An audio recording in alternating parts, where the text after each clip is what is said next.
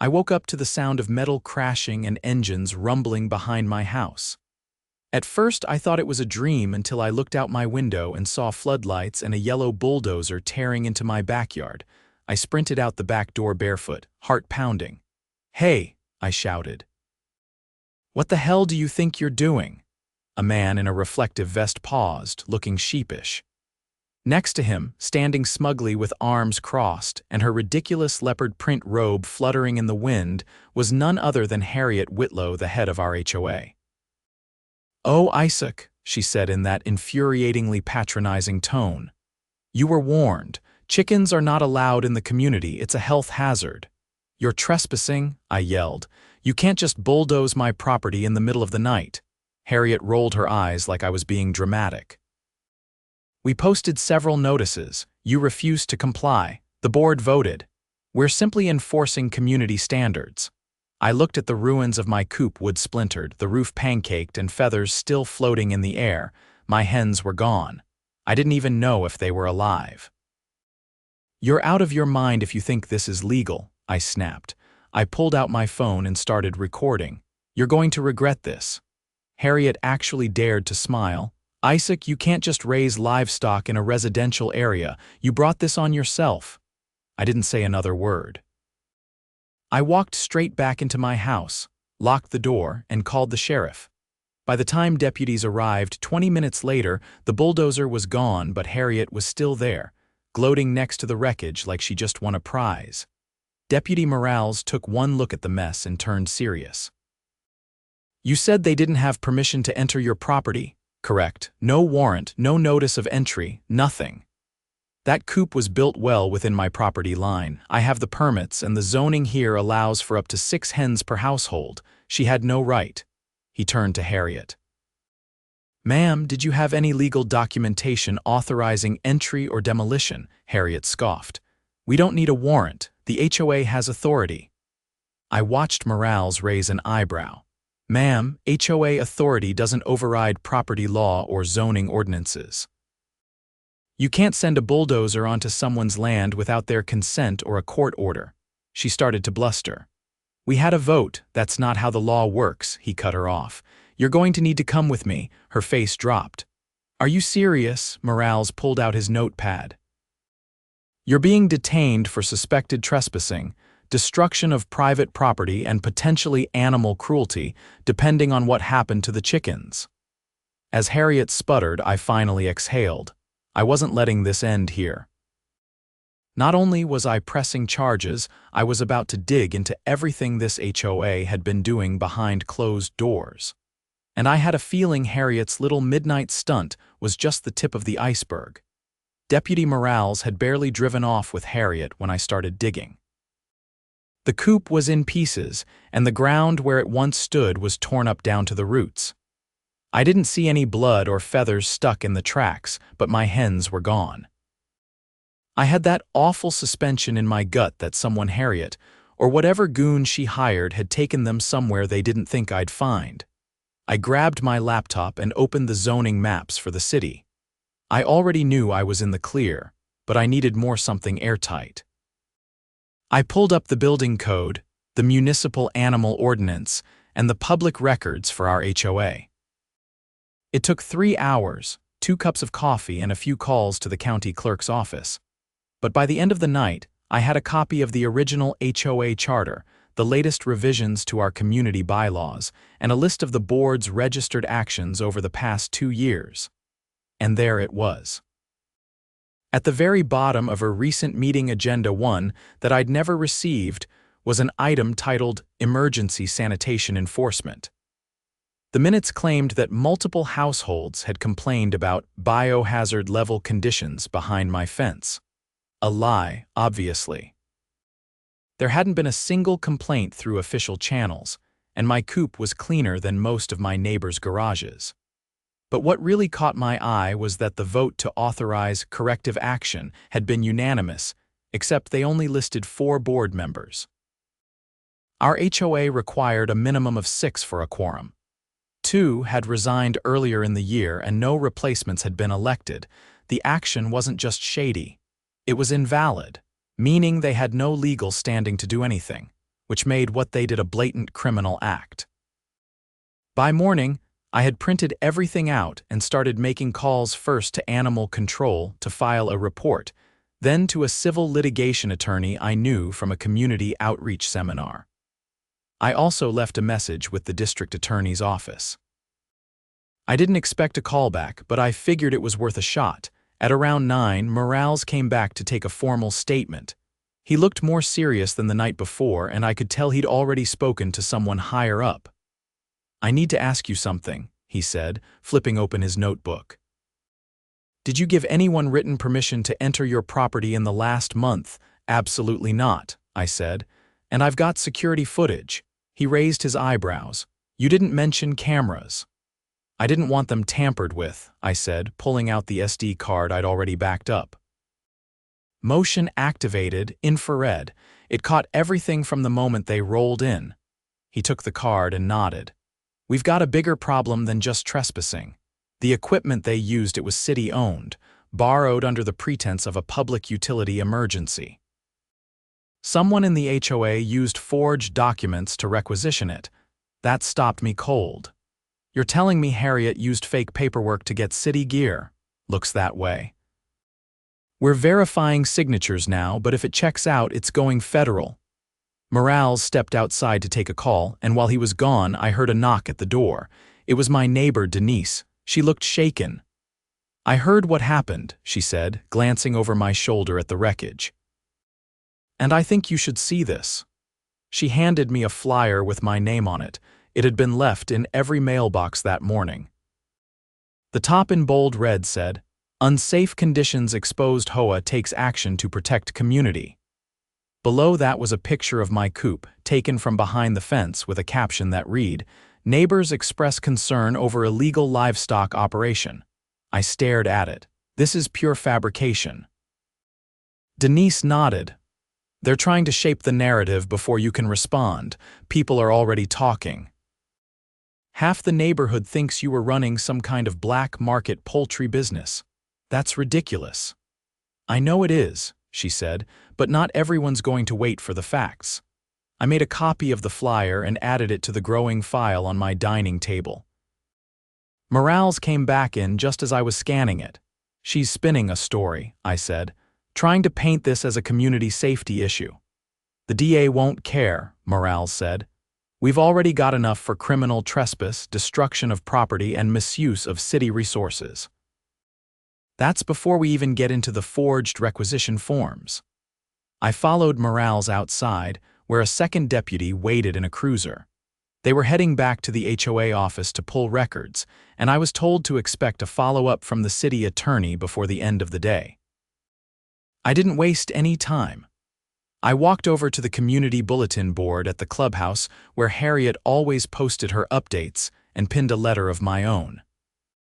It was short, factual, and included a QR code linking to the full zoning ordinance and a time-stamped video showing the coop being demolished without warning or cause. I didn't have to wait long for reactions. By noon, 3 more neighbors stopped by. A retired teacher named Carl, a single mom named Marissa who just moved in 6 months ago, and a guy named Leo who ran a landscaping company. All of them had their own stories. Carl had been fined for not edging his lawn to regulation height, even though the inspector never entered his yard. Marissa got threatened with lien notices over a Halloween decoration she hadn't even put up. It was left by previous tenants. Leo was told he couldn't park his work truck in his own driveway, even though it was registered and within code. None of them had fought back.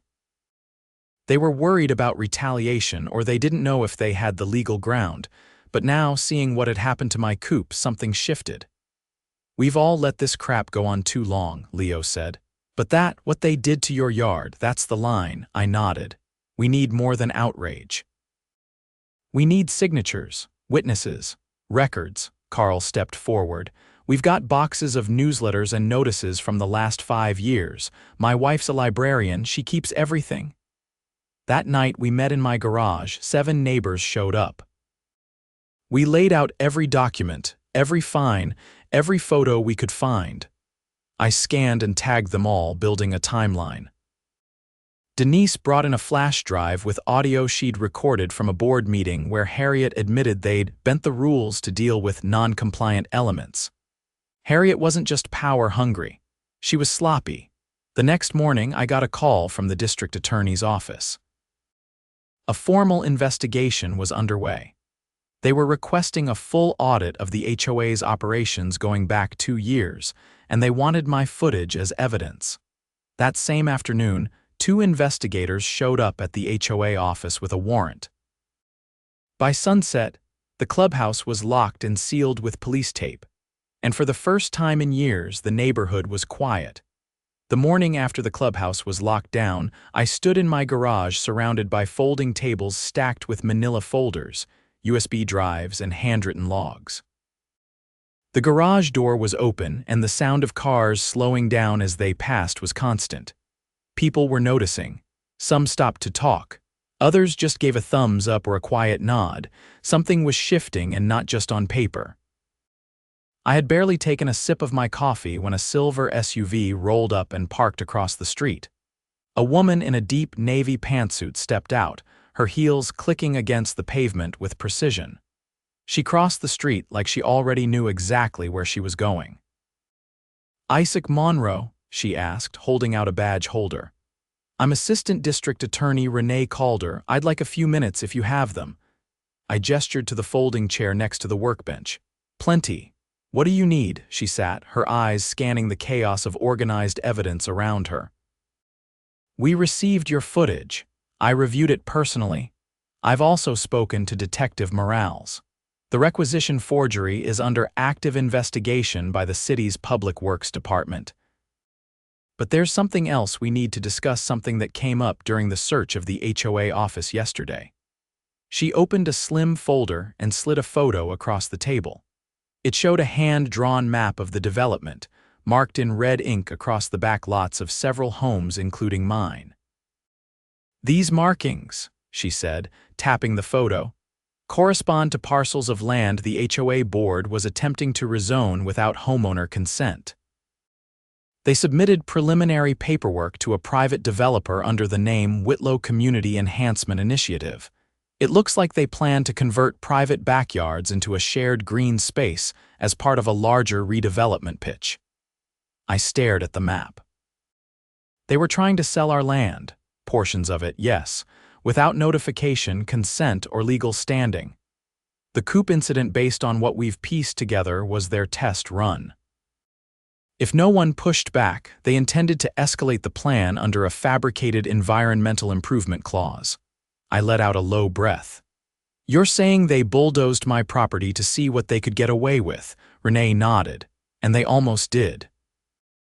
Unfortunately for them, you had documentation, cameras, and the good sense to escalate. Now we're looking at potential charges of conspiracy to commit fraud, unlawful land seizure, and falsification of municipal records. That's in addition to trespassing and destruction of property." "Do you have enough to arrest the rest of the board?" I asked. "Not yet, but we're close. We've subpoenaed their personal financials and communications. If we can tie any of them to the developer or to bribes, it becomes a different case entirely." I tapped the edge of the photo. "I can help with that." She lifted an eyebrow. "How?" Harriet wasn't smart enough to act alone, and she definitely wasn't subtle. "I've got an old hard drive from an HOA newsletter editor who quit last year. He said the board started censoring meeting minutes and deleting internal emails. He gave me the backup, but asked me not to use it unless something serious happened." She leaned forward. "I'd like to see that." I opened a cabinet and pulled out a plastic container labeled "Archive, Not Junk." Inside was a dusty Seagate drive with a sticky note that read 2019-2022 HOA Uncut. As Renee loaded it into her laptop, I walked her through the file structure. The folders were dated by month, and each contained the full meeting agendas, audio transcripts, and email threads between board members. Within minutes, we found a message chain labeled "Possible Lot Line Adjustments." The emails were staggering in their arrogance. Harriet writing things like, No one reads the bylaws anyway. If we frame it as community beautification, we can push it through. Another board member had replied, "We'll call it a pilot project. If it works, we can roll it out across the cul-de-sac loop." Renee didn't speak for a full minute. Her fingers flew across the keyboard as she flagged emails and copied them to a secure folder. "This is enough for search warrants on their personal devices," she said finally. "We'll move fast. If they smell an arrest coming, they'll shred everything." As she stood, her phone buzzed. She glanced at it, then turned to me. The city just froze the HOA's accounts, and the county assessor's office is reviewing every parcel transfer request they've submitted since last spring. "You just cracked the whole thing open." Before I could respond, Carl jogged up the driveway with a thick envelope in his hand. "You're going to want this," he said, a little out of breath. "I went through the old newsletters last night. Look at the March edition from last year." Renee took the envelope and flipped through until she found the page he mentioned. It featured a smiling photo of Harriet next to a caption that read, "Proud to announce early talks with Ridgeway Development Group on future green initiatives." She squinted at the fine print below the article. They acknowledged the developer relationship in a public newsletter. "That's reckless," Carl pointed to the footer.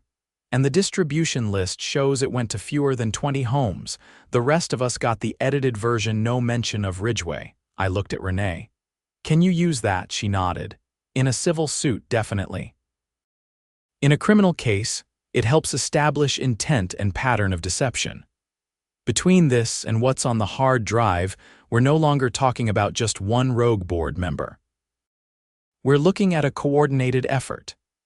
As she walked back to her SUV, I noticed more neighbors gathering near the mailbox cluster. Word was spreading, not from flyers or gossip, but from the truth finally being exposed. That evening, I hosted another meeting in the garage. This time, nearly 30 people showed up. Folding chairs were lined up in rows and someone brought a whiteboard. We weren't just venting anymore. We were planning. Leo stepped forward with a clipboard. "We've got 19 signatures to initiate a special election. We only need 25 to force a full board vote." Denise added, "And I spoke to a city council member this morning. If we can show a pattern of abuse, we can petition to have the HOA placed under court supervision until we reorganize." Marissa stood beside a table with printed handouts. "I've been compiling a list of all the fines people paid in the last 18 months. Some of them don't match the amounts listed in the official ledger." Everyone fell silent. "You're saying they were skimming?" Carl asked. She nodded. "It looks that way. I've got receipts that don't match anything in the HOA's banking records." Renee returned just before sunset, this time with a uniformed officer and a city official holding a sealed envelope. "We have a court order," she announced, holding it up. "Effective immediately, the current HOA board is suspended from all administrative duties. A temporary trustee from the city will oversee operations until a new board can be elected." Cheers erupted. Not wild or celebratory, but relieved, controlled. Like a deep breath finally being released after years of tension. As the officer posted the notice on the bulletin board, I looked around at the faces in the garage. These weren't just neighbors anymore. They were witnesses, allies, a community reclaimed, and Harriet, she was nowhere to be seen. Her name was already being stripped from the HOA website, and every trace of her enhancement initiative was being cataloged for evidence. But we weren't done. Not until every dollar was accounted for, every property restored, and every crooked board member held accountable. The Coop had been their mistake. Their arrogance had bulldozed more than just a few boards and beams. It had leveled the wall of silence they'd built around themselves.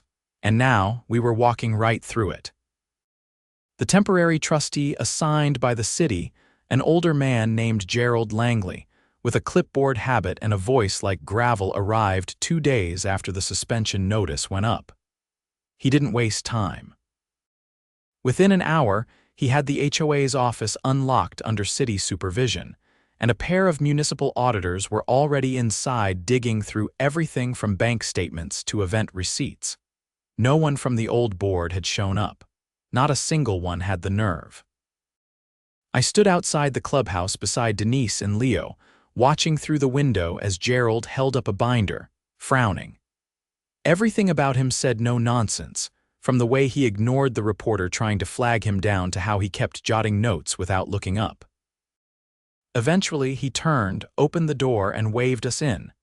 "You might want to see this," he said, placing the binder on the folding table by the wall. "This is where things go from shady to criminal." The binder was labeled Community Beautification Fund. Inside, every page was an invoice. Landscaping services, tree removal, pest control, all billed to the HOA, all signed off by Harriet, but the companies listed didn't exist. Gerald had already checked 3 of them: no business licenses, no tax IDs, no records in the state database. "These are shell vendors," he said. "The payments, every one of them, went to accounts set up under pseudonyms. We've already traced 2 of them back to a checking account under the name HW Consulting." Denise leaned over.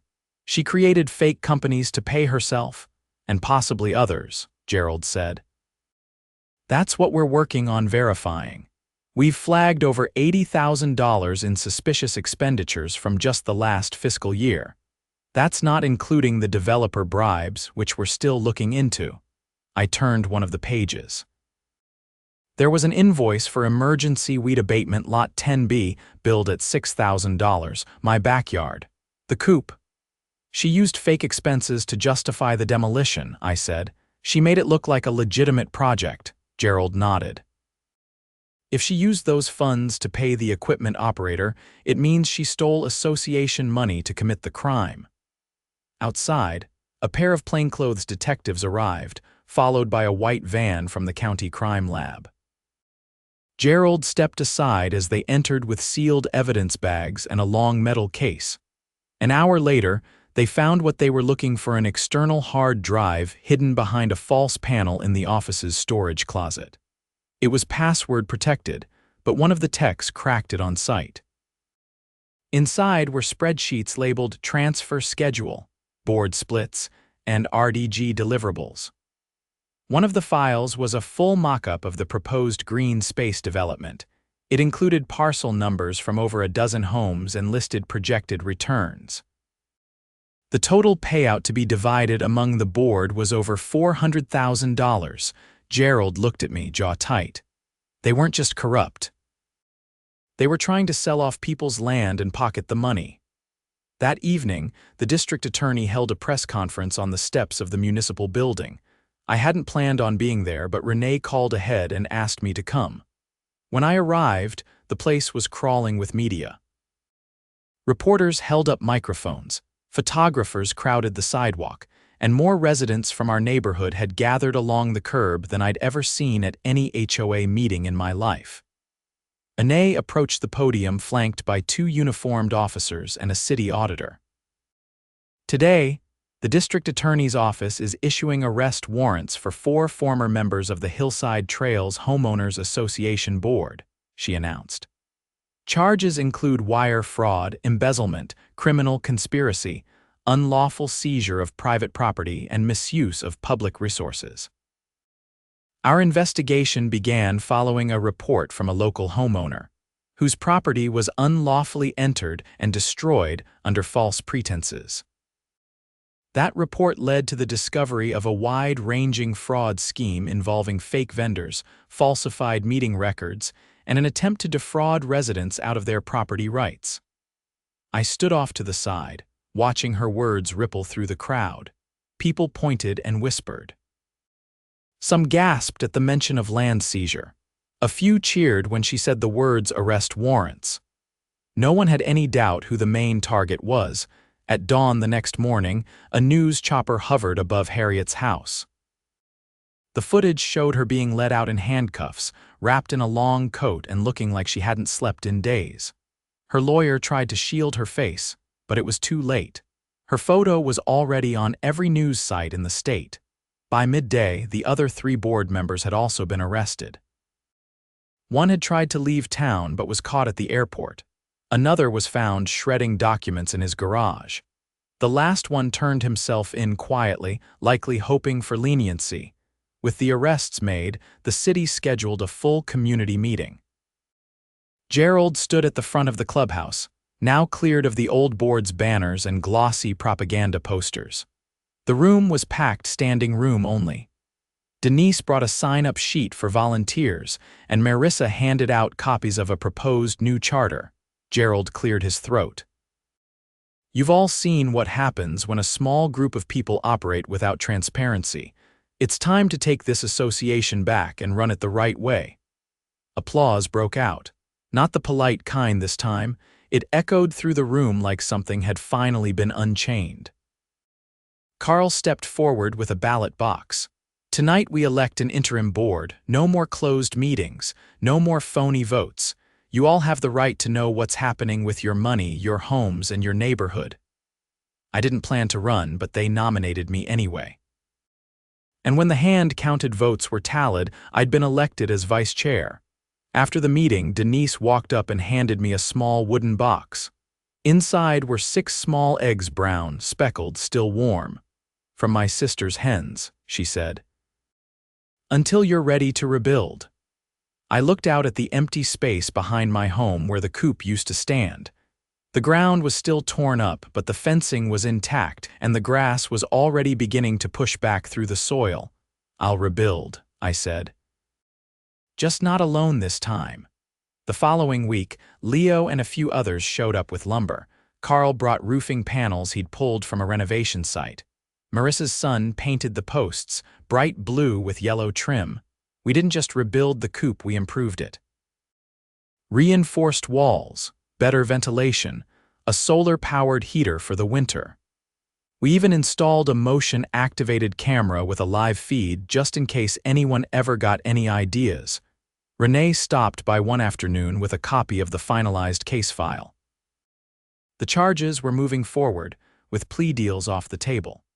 The county planned to seize Harriet's assets to reimburse the HOA and affected homeowners. The city council had introduced a proposal requiring all HOAs in the region to register annual audits and public compliance logs. You didn't just fix your neighborhood, she said. You triggered reform across the entire county. I walked her to her car and watched as she drove off, the binder tucked under her arm like a closed chapter. That night, I sat on my back porch with a mug of coffee, listening to the soft rustle of feathers from the new coop. The hens were settling in, clucking quietly, unaware of the chaos that had led to their new home. The stars were out, and for the first time since the whole thing started, the neighborhood felt still. Peaceful, no patrols driving by to issue citations. No flyers stuffed into mailboxes with threats disguised as updates. Just neighbors waving across fences, kids playing in driveways, and the faint sound of someone hammering in a new welcome sign at the entrance to the community. We voted on a new name that week. No more Hillside Trails. That name belonged to the fraud and fear that came before. Now the neighborhood sign reads, Red Roost Commons. A little nod to where it all began and a reminder of what we took back.